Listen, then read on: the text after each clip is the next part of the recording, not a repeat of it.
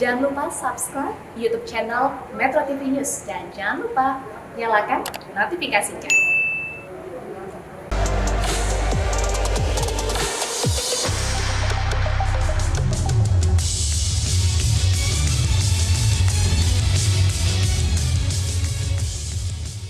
Selamat malam pemirsa, sejak 1 Januari 2022, bangsa Indonesia mendapat kado yang mengagetkan untuk sebagian orang karena pemerintah memberlakukan larangan ekspor batu bara yang diberlakukan dari tanggal 1 sampai 31 Januari 2022.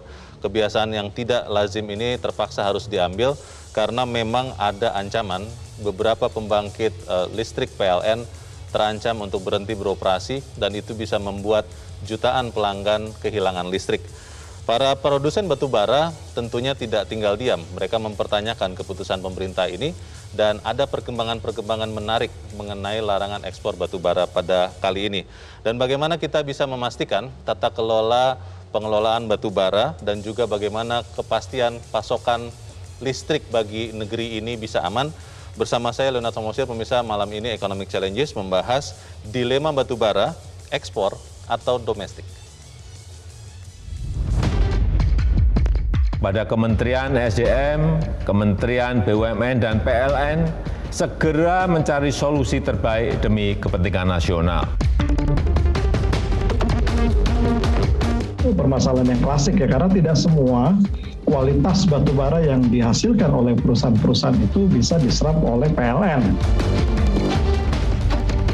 Nah, ini kenapa bisa terjadi? Yaitu memang ada seretnya, ya, pasokan di akhir-akhir tahun. Nah, ini kenapa? Salah satu penyebabnya mungkin harga batu bara internasional ya.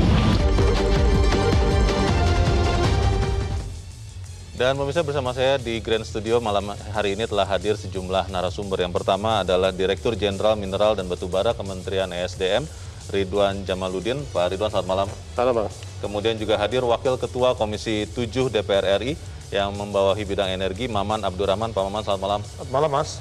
Kemudian juga telah hadir Ketua Pengurus Harian Yayasan Lembaga Konsumen Indonesia atau YLKI, Tulus Abadi. Mas Tulus, selamat malam. Malam, Pak Leo. Dan juga telah hadir bersama kita Direktur Eksekutif Asosiasi Pertambangan Batubara Indonesia atau APBI, Hendra Sinadia. Pak Hendra, selamat malam. Selamat malam, Pak. Dan juga telah hadir pengamat energi yang juga adalah Direktur Eksekutif Institute for Essential Services Reform, Fabi Tumiwa. Bung Fabi, selamat malam. Malam, Bung Leo. Dan pemirsa juga telah hadir bersama kita bergabung lewat saluran telekonferensi, Direktur Utama PT PLN Persero, Darmawan Prasojo. Pak Darmo, selamat malam. Selamat malam Pak Leo, selamat malam pemirsa. Baik, selamat malam Pak Darmawan. Senang melihat Anda lebih segar pada malam ini. Dan untuk memulai diskusi saya ingin bertanya dulu kepada Pak Dirjen. Pak Dirjen, larangan ekspor batu bara itu masih berlaku sampai 31 Januari atau memang katanya yang kita dengar mulai besok sudah ada yang bisa diekspor, Pak? Masih berlaku sampai 31 Januari 2022. Masih berlaku? Masih berlaku. Yang besok akan dikirimkan, dikapalkan itu? Belum ada keputusan. Oh, belum ada.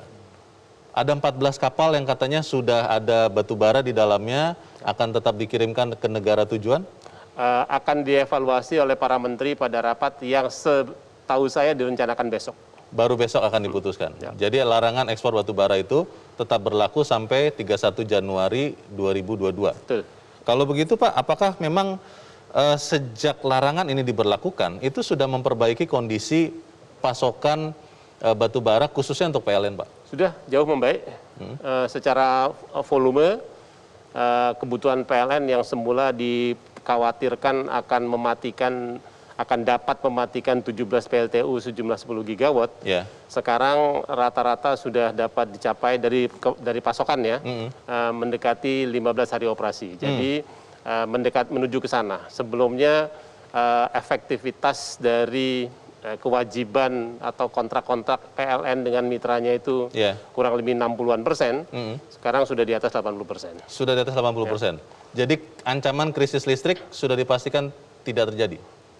Laporan dari PLN menunjukkan perbaikan. Dipastikannya dari hari ke hari masih dinamis. Kita akan tunggu sampai saat-saat terakhir, tapi per hari ini secara volume pasokan sudah memadai. Yang kita tunggu sekarang adalah delivery-nya atau ketersampaian batubara itu ke PLTU-nya. Itu yang masih sedang kita perjuangkan sekarang. Karena yang sudah teramankan itu kontraknya ya, Pak Ridwan? Kontraknya yang artinya volumenya. Oke. Kapal atau tongkangnya sedang diatur saat ini. Baik, Sudah ada alokasinya, namun belum mulai bergerak lah gitu kapalnya. Oke. Kita baru yakin begitu kapalnya sudah bergerak menuju PLTU. Baik, terima kasih. Saya ingin langsung ke Pak Darmawan. Pak Darmo, kita dengar Bapak kena COVID, Pak. Tapi malam ini bisa bergabung dengan kita. Ini bagaimana Bapak tetap bisa mengendalikan fungsi PLN itu, Pak, di tengah-tengah kondisi Bapak saat ini? Alhamdulillahirrahmanirrahim, walaupun saya positif COVID, tetapi tanpa gejala. Jadi tidak kena pilek, tidak kena panas, tidak kena batuk, kadar oksigennya 99%. Jadi alhamdulillah bahwa selama dalam kondisi krisis energi primer ini, saya tetap bisa mengendalikan 24 jam. Jadi tidak ada masalah. Bahkan pada saat kondisi biasa pun kita biasa bertemunya itu lewat Zoom meeting. Sehingga saat ini juga tidak ada perubahan, itu kita dalam kendali penuh. Kita sedang menyelesaikan permasalahan yang sangat serius ini, sehingga bisa diselesaikan secara baik itu Pak Leo. Terima kasih Pak Leo. Oke, kita senang juga mendengarnya. Tapi Pak Darmo ingin mengkonfirmasi Pak yang tadi disampaikan oleh Pak Dirjen. Bagaimana kondisi saat ini terkait dengan pasokan listrik juga kepada ketersediaan batu bara untuk PLN? Apakah benar-benar ancaman krisis listrik atau pemadaman listrik itu sudah lewat, Pak Darmo? Memang ini kalau kita merunut ke belakang dari bulan Agustus sampai bulan Desember, efektivitas delivery kontrak itu pasokan batu bara terhadap PLN itu hanya sekitar 62%. Khusus untuk bulan Desember bahkan turun mendekati 35%.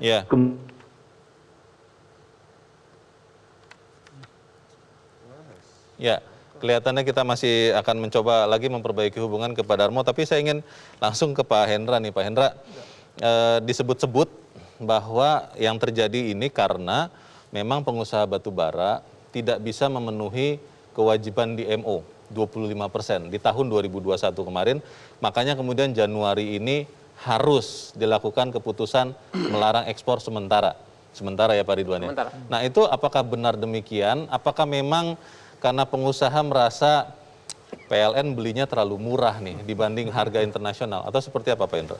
Iya, saya kira sih kalau soal harga kita udah sepakat ya dari awal ya dengan pemerintah ya, kita udah sepakat untuk memenuhi.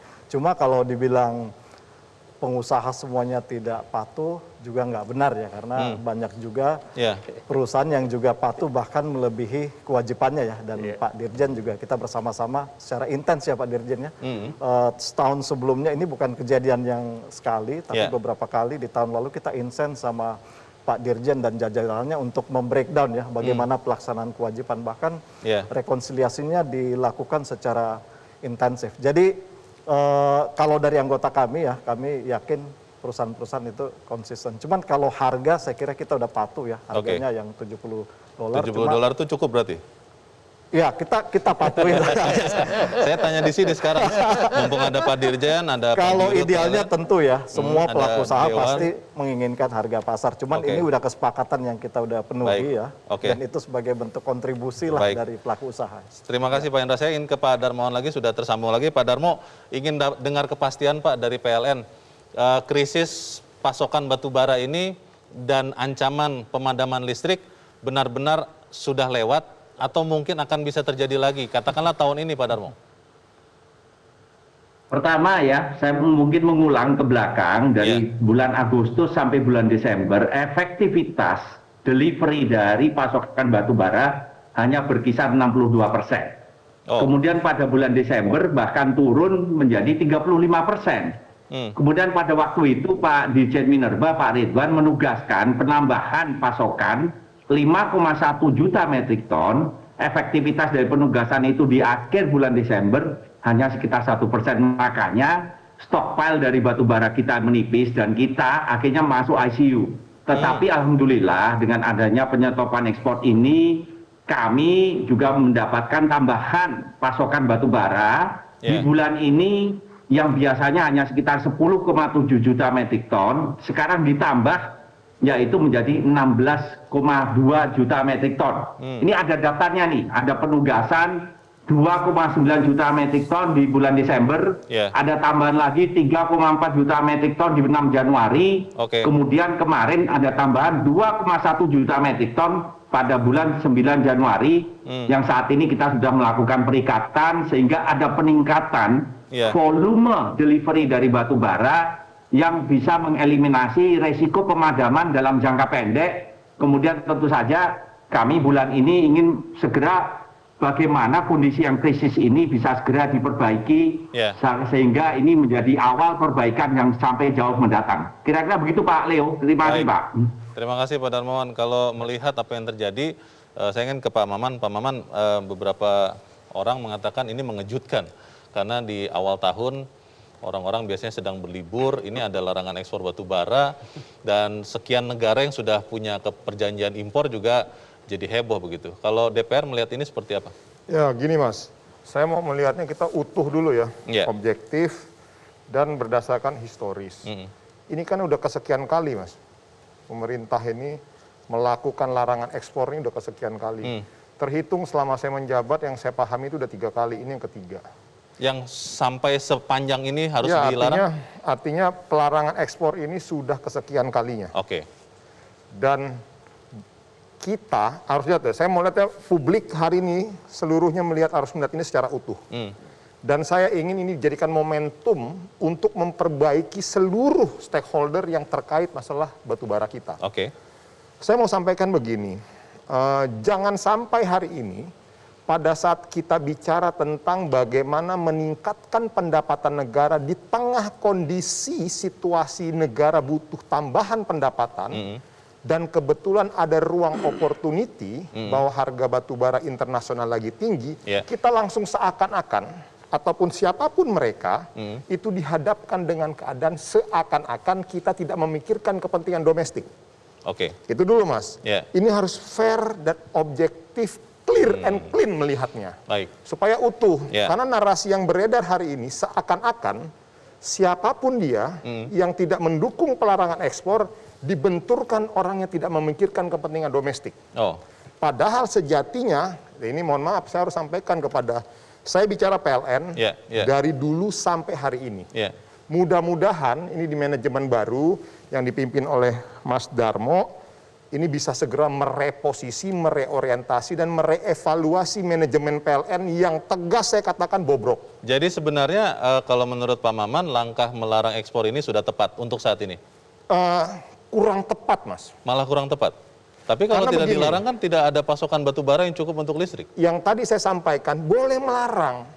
Tapi lihat dong, masa orang-orang ataupun pengusaha-pengusaha yang memang dia sudah memenuhi kebutuhan domestic market obligation-nya dilarang juga. Karena dilarang semuanya pukul rata. Itu yang tidak disetujui. Ini yang akhirnya menyebabkan negara bisa berpotensi kehilangan kepercayaan di mata internasional. Itu satu Mas. Di tengah kondisi sebenarnya, saya selalu bilang bahwa hari ini kesempatan buat negara kita, pemerintah kita untuk mendapatkan pendapatan sebesar-besarnya dari sektor penjualan batu bara kita. Makanya kalau saya bilang begini, suka ataupun tidak suka ya mau nggak mau kita dukung. Tetapi sebetulnya ada cara yang jauh lebih baik, cara yang jauh lebih objektif. Apa kuncinya? Nah ini di bawah Pak Darmo nih.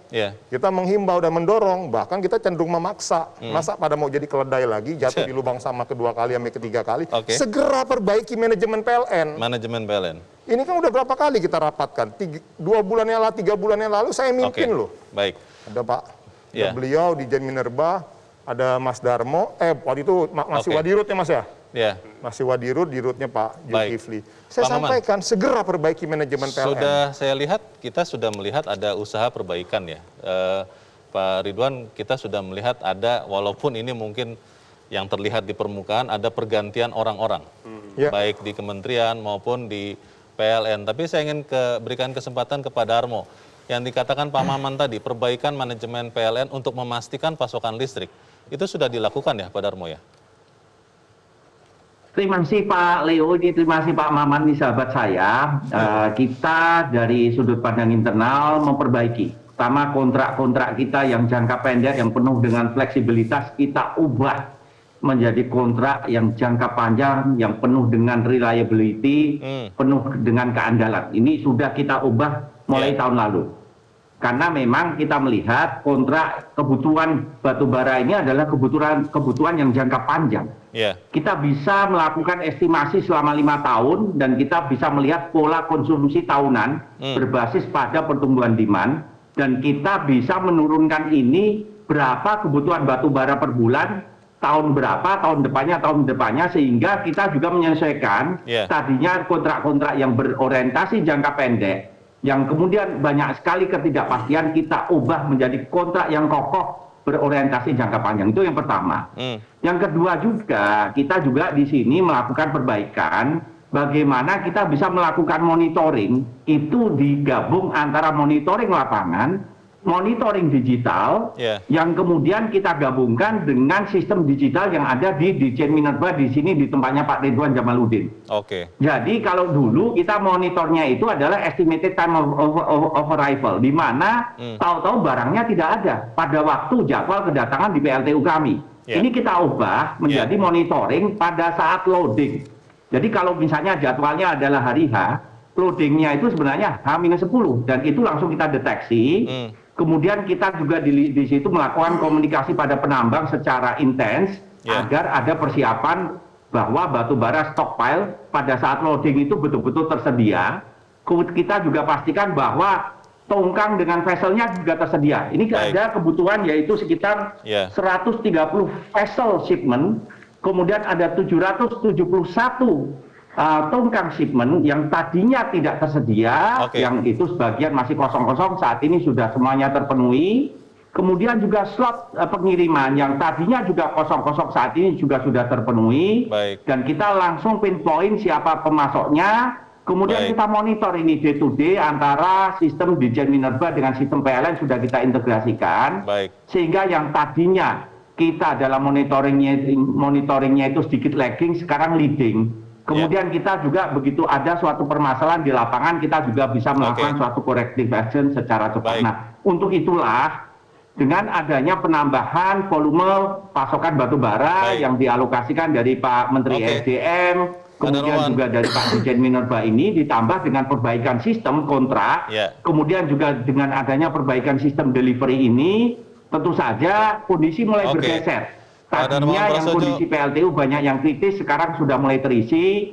Tentu saja bagaimana menjaga ini bukan hanya pada bulan ini saja, tetapi ini adalah suatu awal perbaikan, di mana kedepannya agar ini kejadian ini tidak berulang kembali dengan melakukan suatu analisis secara holistik dan juga corrective action, baik itu policy, strategi operasional, juga secara holistik. Demikian Pak Leo, terima kasih Pak. Terima kasih, sangat bersemangat, tapi kita harus jeda dahulu dan pemirsa tetap bersama kami.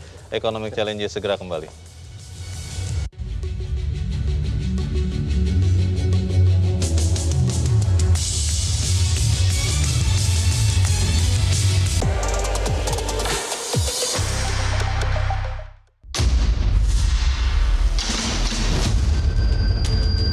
Apakah listrik di Indonesia mati, tapi tetap kita ekspor? Kan kayak gitu. Kurangnya perencanaan yang baik itu antara perencanaan energi dan kemudian kebutuhan stockpiling.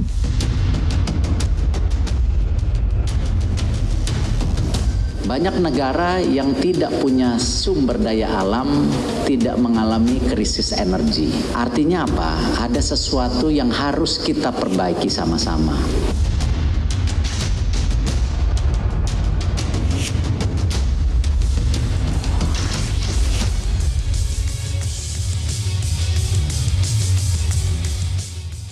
Terima kasih pemirsa, Anda masih bersama kami di Economic Challenges. Mas Fabi, kalau melihat bahwa memang konstitusi kan mengamanatkan negara yang menguasai semua hasil atau kekayaan alam dan memanfaatkan sebesar-besar untuk kemakmuran rakyat.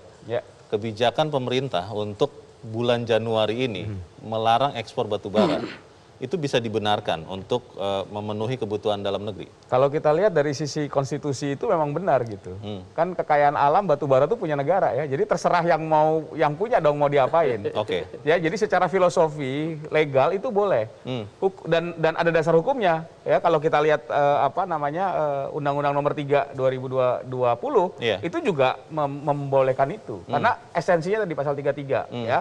Nah, oleh karena itu kalau saya lihat kebijakan pemerintah itu tepat ya, dalam arti mengamankan, melaksanakan, kalau nggak melakukan itu malah salah. Tidak ya? melaksanakan undang-undang dasar ya. Nah, tidak melaksanakan amanat konstitusi. Jadi itu dasar itu benar. Nah, tapi secara realitas ya kan ini yang dipersoalkan sekarang ini kan kok ya pengumumannya tiba-tiba. Ya, kok mau dibatalkan tanggal 1 surat Pak Dirjen tanggal 31. Orang lagi mau pesta tahun baru. Prosesnya terlalu cepat menurut Anda? Terus anggotanya Pak Hendra ini langsung panik gitu ya, kok kita tambal tiba-tiba kapal udah loading, udah siap berangkat.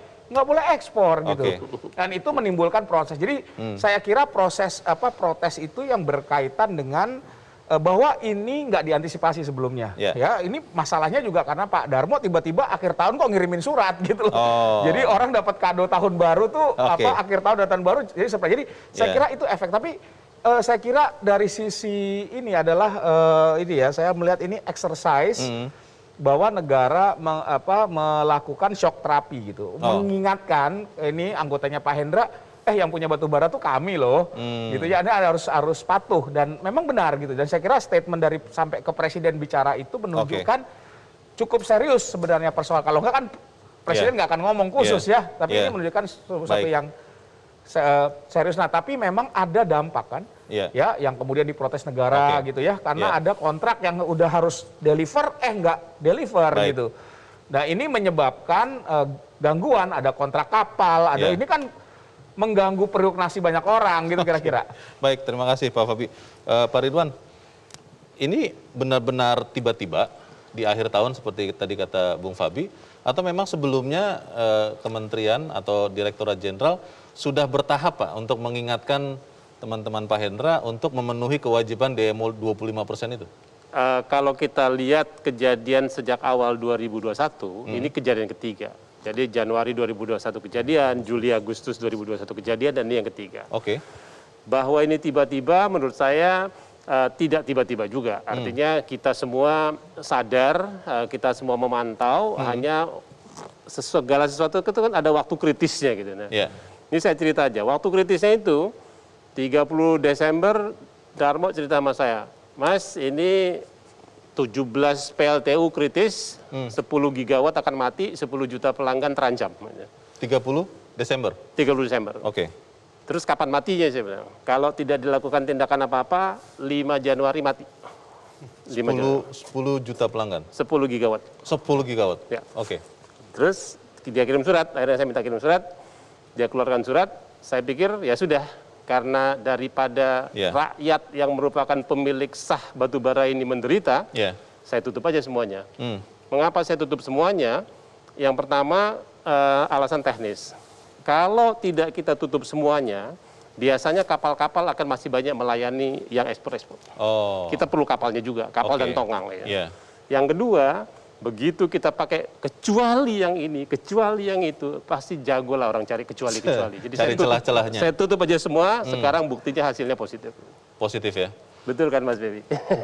Kita melakukan dialog pada malam ini juga bisa terang benderang karena masih ada listrik begitu ya. Mas Tulus, kalau melihat apa yang diamankan oleh Pak Ridwan, juga oleh Pak Darmo tentunya PLN, ini benar-benar efektif tidak? Atau memang jangan-jangan di kemudian hari bisa ada ancaman krisis listrik lagi?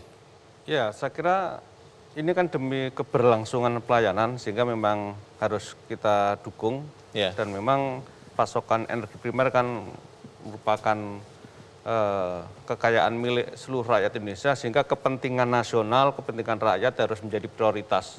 Sehingga memang dalam kondisi begini ya harus ada kebijakan yang tegas, yang konkret untuk mengamankan pasokan demi pelayanan itu. Karena kalau sampai kemudian terjadi tadi kolaps, deadlock dan segala macam, kan kerugian sosial ekonominya juga lebih besar. Bisa chaos ekonomi, chaos politik dan segala macam, sehingga potensi untuk kerugian negara jauh lebih besar dibanding cuan yang diperoleh dari ekspor batu bara itu. Sehingga saya kira memang kondisi ini harus diambil tegas. Dan kedua, saya kira ini bukan, kita seawal kami merekomendasikan agar ini bukan kebijakan yang instan, tapi ke depan memang harus ada review terhadap seluruh kebijakan ekspor energi.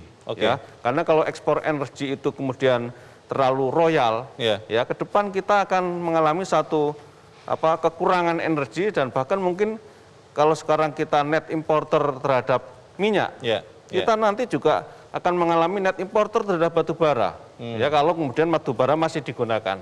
Nah, artinya pemerintah harus belajar terhadap kondisi di mana dulu kita oil boom tahun 67-an. Nah, kemudian akhirnya kita harus net impor. Nah, itu kan karena kita terlalu jor-joran dalam mengekspor batu bara, ekspor minyak. Nah, sekarang ini batu bara kita lagi banyak, kemudian ekspor terus-menerus tanpa kendali. Itu yang resikonya kita ini menjadi eksportir terbesar di dunia, tapi cadangan perut bumi kita katanya paling kecil, katanya 2% saja. Ini kan satu paradoks sebenarnya. Terima kasih Mas Tulus. Pak Darmo, untuk memastikan keamanan pasokan batu bara untuk PLN, Pak, ini kan DMO 25% akhirnya dipenuhi oleh Pak Hendra dan teman-teman, walaupun sudah ada sebagian yang memenuhi ya Pak Hendra ya, itu dengan tergopoh-gopoh karena dilarang ekspor. Untuk PLN sendiri Pak, dalam waktu dekat, apa yang dilakukan untuk mengamankan pasokan batu bara ini? Ada pemikiran mungkin awam begitu Pak Darmo, apakah tidak mungkin misalnya PLN punya tambang sendiri begitu Pak? Bagaimana Pak Darmo? Malah mau dibubarkan. Pak Leo, para pemirsa, jadi di dalam jangka waktu yang pendek ini yang penting adalah PLTU kita yang tadinya masuk ICU, sekarang masuk ruang rawat inap, bisa keluar rumah sakit. Betul. Dan ini insya Allah pada akhir bulan ini bisa tercapai, yaitu arahan dari Pak Menteri ESDM bahwa minimum 15 hari operasi yang saat ini sudah mendekati sekitar 7, 8, 9 dan ini rising terus ini, meningkat terus ke depannya. Kemudian beberapa PLTU yang lokasinya jauh dari sumber tambang, hari operasinya minimum 20 hari operasi. Nah, untuk memastikan bahwa ini tidak terjadi lagi, memang di masa lalu, di tahun lalu ada rapat koordinasi bulanan. Di situ ditentukan ada lokasi dari loading, lokasi dari destinasi, volume batu bara, kemudian ada jadwalnya. Nah, pada waktu jadwal yang sudah seharusnya ada loading, barangnya tidak ada. Dan inilah yang membuat kondisi menjadi krisis. Nah, saat ini juga dari Pak Menteri SDM sudah mengarahkan bahwa hitung-hitungan dari domestic market obligation yang tadinya tahunan, ini direview bulanan. Artinya pada saat bulan tersebut, apabila volume tidak terpenuhi, langsung pada di akhir bulan diambil langkah-langkah corrective action. Yang artinya apa? Bahwa kesinambungan pasokan batu bara yang tadinya fluktuasinya itu naik dan turun, sangat sensitif dengan harga internasional, tentu saja dengan arahan dari Pak Menteri SDM ini direview bulanan, kalau ada permasalahan akan ketangkep lebih awal lagi, kemudian masih ada ruang untuk melakukan ruang-ruang perbaikan. Baik itu kebijakan, baik itu strategik, baik itu operasional, sehingga kedepannya tentu saja harapannya ini tidak terjadi lagi. Kemudian juga dari sudut pandang PLN sendiri kita melakukan strengthening ya, penguatan dari manajemen dari internal, manajemen yang tadinya itu terfragmentasi, kemudian kita unified dengan sistem digital yang sangat kuat, kemudian sistem monitoring sistem kita yang tadinya mungkin agak lemah, kita gabungkan dengan monitoring yang langsung di lapangan dengan orang-orang kita kerahkan, kita sambung dengan sistem digital, kemudian juga kita konsolidasikan, kita integrasikan dengan sistem monitoring digital yang ada di Dirjen Minerba, yaitu tempatnya kantornya Pak Ridwan Jamaluddin. Artinya apa? Artinya bahwa sistem operasional yang ada di lapangan, yang langsung mendeteksi real time, sekarang tersambung pada sistem operasional yang ada di PLN, kemudian juga pada sistem kebijakan yang ada di tempatnya Pak Dirjen Minerba dalam satu tarikan napas. Sehingga ini semuanya langkah-langkah kita ambil, perbaikan, kemudian ini juga suatu kesempatan di mana kita ini bisa dipaham Apa yang harus diperbaiki? Bagaimana cara memperbaiki? Dan ini suatu kesempatan once in a lifetime, sehingga ini bukan suatu tantangan lagi, ini suatu kesempatan agar sistem pengelolaan dari energi primer ini bisa menjadi lebih baik di masa depan. Demikian Pak. Terima kasih Pak Darmawan, dan pemirsa tetaplah bersama kami. Economic Challenges segera kembali selepas jeda berikut ini.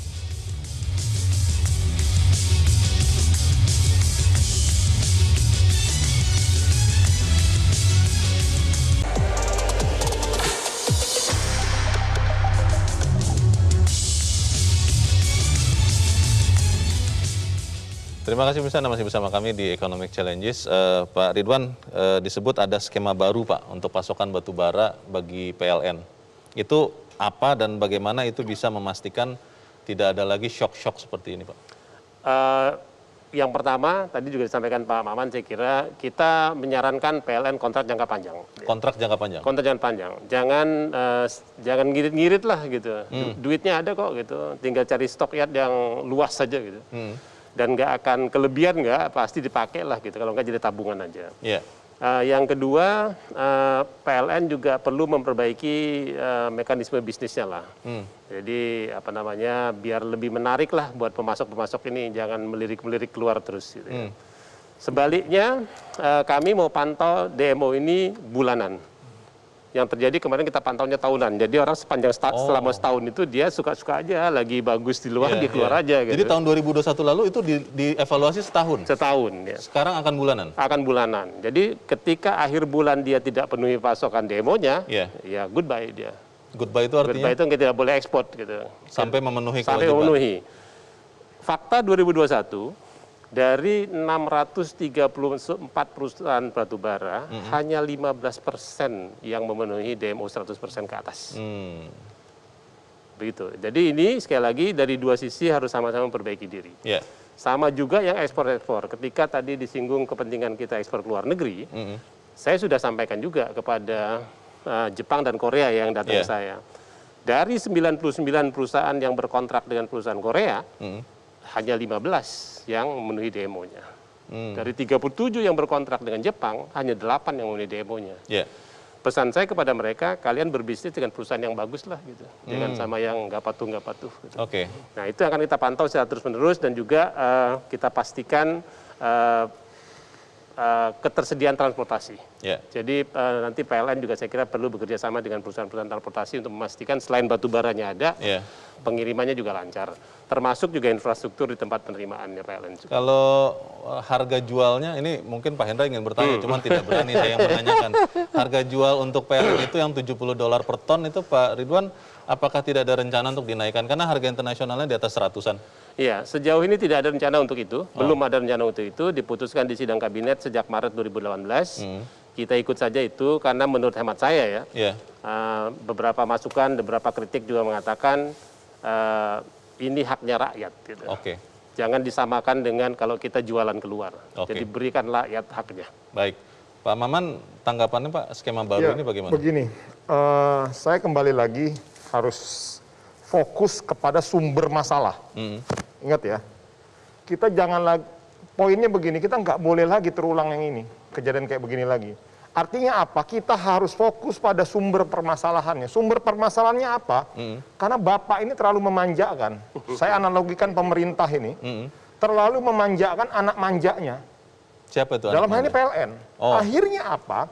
Tidak ada kreativitas, tidak ada inovasi. Tidak ada perubahan fundamental terhadap corporate culture PLN. Bentuk pemanjaannya itu seperti apa? Ya salah satunya ini. Kenapa saya bilang seperti itu? Ini kan semua bisa terjadi, Mas. Bukan karena PLN mismanagement. Supply chain-nya tidak segera diperbaiki. Kontraknya sudah dibilang dari dulu, rubah kontrak jangka panjang tidak diperbaiki. Yang ketiga, kita udah sarankan, rubah mekanismenya buat mekanisme reward and punishment. Misalnya teman-teman yang misalnya sudah memenuhi komitmen DMO, kasih reward. Ya, seperti sekarang ini kan sedang disiapkan mekanismenya. Seperti tadi akan dibuat BLU. Bagi mereka yang sudah memenuhi kuota DMO, harga sesuai dengan harga pasar, nanti ada selisih. Teknisnya nanti akan didetailkan oleh Minerba. Artinya apa? Harus ada perubahan fundamental. Agar kita mendapatkan all of opportunity, semua kesempatan. Kesempatan pertama adalah kita memberikan kesempatan kepada hajat hidup masyarakat kita untuk bisa menikmati batu bara ini. Lalu yang kedua, di tengah situasi harga yang lagi tinggi, kita juga punya kesempatan bisa memanfaatkan itu. Poinnya apa, Mas? Saya mau bilang begini. Mohon maaf sekali lagi, saya harus berani mengatakan ini kepada publik bahwa kita harus fokus pada inti permasalahannya. Inti permasalahannya apa? Segera revisi Undang-Undang Ketenaga Listrikan. Apanya, Mas? Terkait pasal pengusahaan. Kenapa ini bisa terjadi? Karena PLN memonopoli seluruh pengusahaan listrik nasional kita. Tapi itu kan aturan dari konstitusi. Itulah tadi saya bilang, saran saya kita revisi. Tujuannya apa? Ini bagus juga buat PLN. Suasana kompetisi itu juga dibutuhkan. Tapi tetap negara yang akan mengelola? Ya monggo. Ini kan aturan. Maka kenapa tadi saya bilang, kita selama ini dikacaukan dengan nasionalisme sempit, Mas. Seakan-akan bahwa kalau kita nasionalis, kita harus berpihak kepada BUMN. Betul. Tapi ingat juga, yang memikirkan negara ini bukan cuma BUMN. Yang memikirkan negara juga sektor swasta juga memberikan kemanfaatan loh kepada masyarakat banyak. Pak Hendra dibantu Pak Maman. Artinya harus fair. Enggak, kita harus fair dulu melihat ini. Mohon maaf loh. Yang membantu di daerah pedalaman itu bukan hanya BUMN. Saya setuju bahwa BUMN juga memberikan kontribusi. Karena tadi Pak Maman, swasta juga memberikan karena kontribusi. Pak Maman sudah bilang tadi Pak Darmo dan teman-teman kelihatannya dimanjakan oleh Pak Ridwan. Saya ingin bertanya kepada Darmo. PLN dimanjakan itu Pak Darmo. Bagaimana memperlihatkan bahwa memang manja atau tidak begitu? Bagaimana Pak Darmo? Mohon dibuka dulu Pak audionya Pak. Iya. Pak Leo, Pak Maman, bahwa sektor kelistrikan ini adalah heavily regulated gitu. Jadi artinya apa? Kenaikan biaya dari untuk penyediaan tenaga listrik itu sudah diatur secara menggunakan undang-undang, peraturan Menteri Keuangan, peraturan Menteri SDM dan lain-lain. Artinya apa? Setiap kenaikan itu akan dipastru, baik itu lewat subsidi, karena itu banyak sekali listrik yang memang biayanya 450 perak, yang dari tahun 2004 pun tidak naik untuk rakyat yang miskin. Jadi kalau begitu ada kenaikan, ada beban terhadap APBN. Nah, kemudian juga 72%-nya ada kenaikan biaya pokok produksi listrik juga akan dipastru ke pelanggan. Nah, untuk itulah memang kenaikan biaya pokok produksi listrik ini akan mempengaruhi satu adalah budget dari APBN, kedua juga dari tingkat inflasi di masyarakat karena ada kenaikan biaya kebutuhan pokok yaitu listrik. Nah, untuk itulah kami juga melihat misalnya dari 130 juta kebutuhan batu bara itu separuhnya untuk listrik swasta. Jadi ini bukan melalui procurement dari BUMN, tetapi adalah B2B. Tetapi juga dalam proses ini mereka juga mengalami kesulitan pengadaan batu bara karena ada disparitas harga, sehingga kontrak-kontrak yang sudah mereka tanda tangani pun dalam prosesnya itu tidak terdeliver. Sehingga misalnya dari 17 PLTU yang harus kita masuk ke pasien dan saat ini sedang kita lakukan koreksi agar stockpile batu baranya itu bisa segera diperbaiki, itu separuhnya adalah PLTU milik swasta yang size-nya juga besar-besar. Misalnya PLTU Jawa 7 2000 mega, dari Cilacap lebih dari 1000 dan lain-lain, itu semuanya adalah pembangkit swasta yang saat ini juga dalam proses perbaikan menjadi pasiennya dari Pak Dirjen Minerba yaitu Pak Ridwan Jamaluddin dan juga PLN. Sehingga kali ini kami juga membantu pengadaan batu bara bukan hanya untuk BUMN tetapi juga untuk listrik swasta. Karena at the end of the day juga listrik dari swasta atau listrik dari PLN sama saja. Kalau kurang juga pada akhirnya ada pemadaman yang saat ini akhirnya alhamdulillah bisa kita eliminasi risiko pemadaman tersebut. Terima kasih Pak Leo. Harus jeda Pak Darmawan dan Bapak-Bapak, tetaplah bersama kami pemirsa Economic Challenges segera kembali.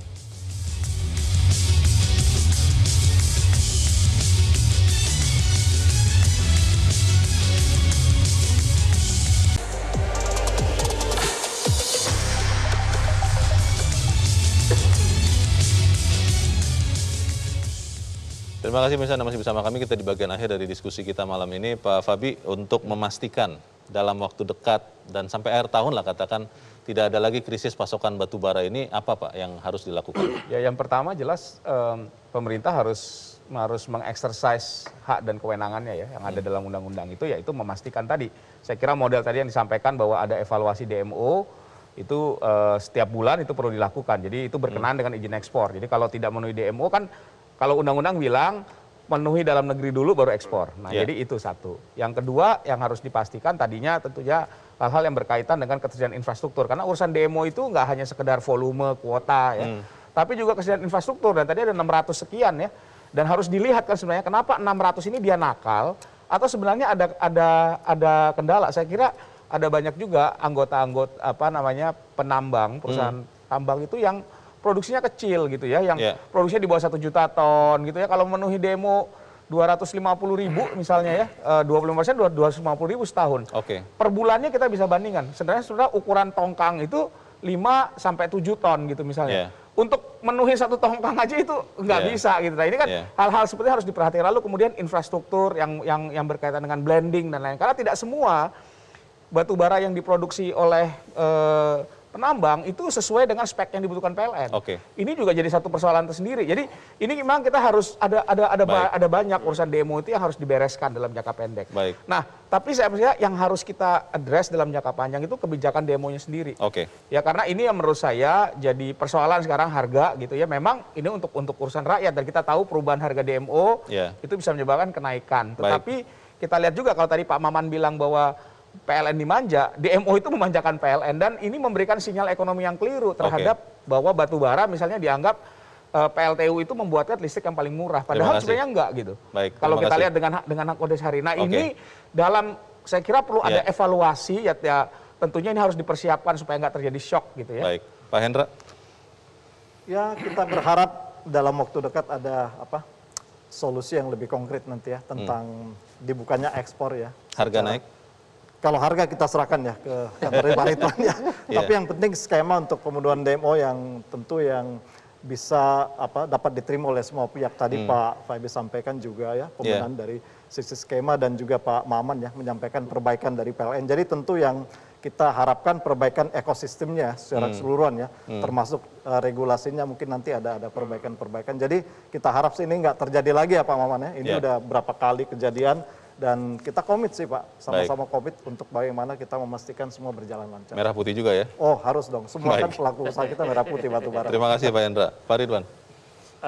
Pertama kita lihat ini seperti PPKM level 4-nya batubara ini. Oh, sangat ketat. Sangat ketat. Jadi memang ini manajemen darurat, tidak ditujukan untuk terus-menerus. Betul-betul untuk menyelamatkan pasokan energi dalam negeri.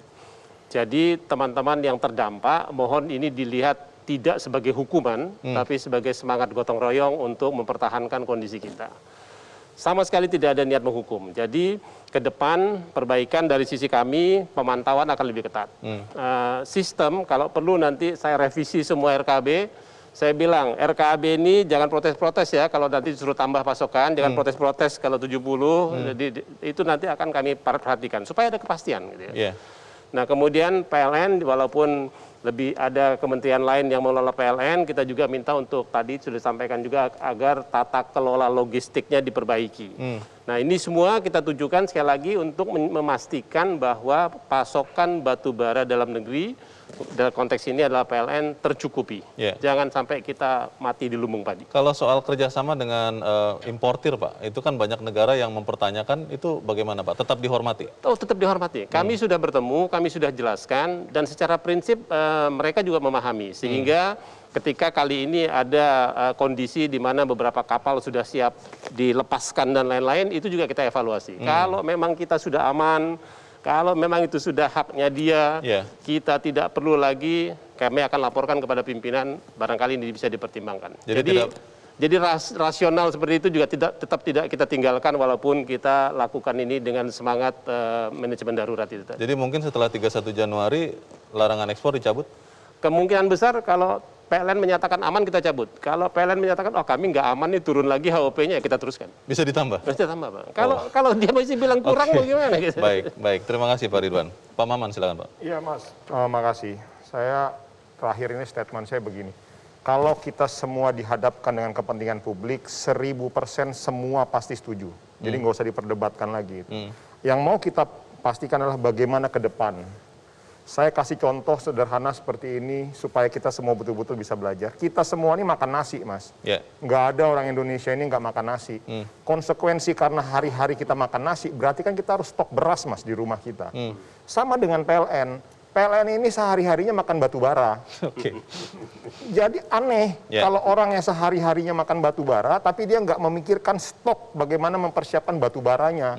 Artinya ada tanda tanya besar. Pertanyaannya bagaimana kita menyelesaikan tanda tanya besarnya itu, menyelesaikan tanda tanya besar. Solusinya dua. Yang pertama, segera bubarkan itu PT PLN Batubara. Karena itu sumber permasalahan sengkarut supply chain management. Yang kedua, kita akan dorong revisi Undang-Undang Tenaga Kerjaan supaya PLN tenaga listrikan supaya PLN tidak menjadi satu-satunya perusahaan listrik yang memonopoli. Akhirnya kita punya opsi. Kita punya pilihan dan bagus untuk PLN. Kompetitif. Poinnya apa? Jangan lagi industri follow PLN. Jadi kita mau bangun industri di Kalimantan. Tapi karena infrastrukturnya nggak ada, akhirnya kita nggak jalan-jalan tuh industri kita. Tapi ke depan harus dibalik. Perusahaan listrik follow industri.